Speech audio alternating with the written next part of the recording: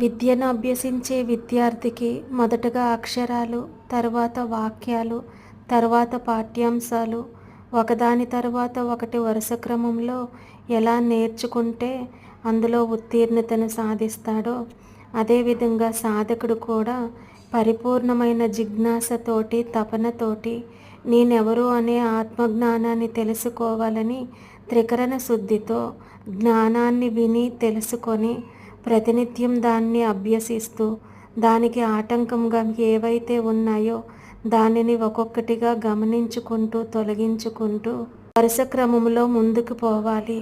అందుకు గురువు చెప్పిన ఆజ్ఞను తప్పకుండా పాటించాలి.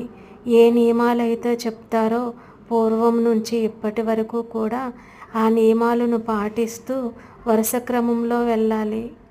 1వ తరగతి ఉత్తీర్ణత పొందిన వాడికే 2వ తరగతి పాఠ్యాంశాలను అర్థం చేసుకుంటాడు. అదేవిధంగా గురువు బోధించిన నియమాలను పాటిస్తూ క్రమం తప్పకుండా అభ్యాసం చేస్తూ ఒక్కొక్క మెట్టు ఎదగాలి. మొదటగా తాను సూచించిన అభ్యాసం చేసిన తరువాతే తదుపరి జ్ఞానము అవగతంలోకి వస్తుంది.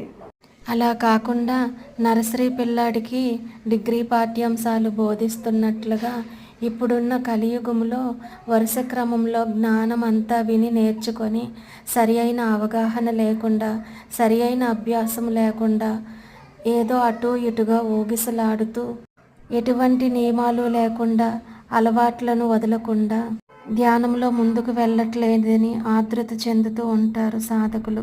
ఇదంతా క్షుణ్ణంగా గమనిస్తూ ఆత్మ పరిశీలన చేసుకుంటే ఎక్కడ పొరపాటు జరుగుతుందో చాలా క్లియర్గా అర్థమవుతుంది. సాధన తేలిక అవుతుంది.